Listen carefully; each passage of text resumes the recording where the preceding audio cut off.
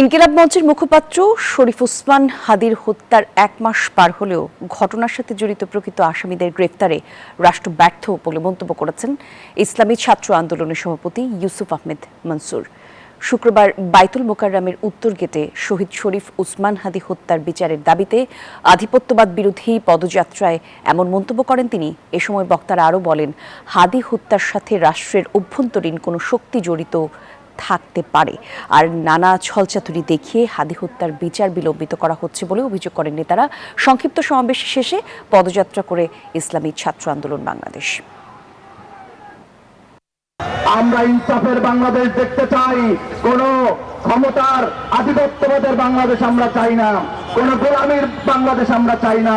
রাষ্ট্রের সর্বশক্তি দিয়েও 1 মাস হয়ে যায়, কিন্তু হাদি হত্যার যারা খুনি তাদেরকে গ্রেফতার করতে ব্যর্থ হয়।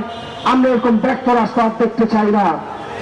আমরা এই 1 মাস ধরে হাদি হত্যার খুনিকে গ্রেফতার করতে না পারার কারণে ধিক্কার জানাই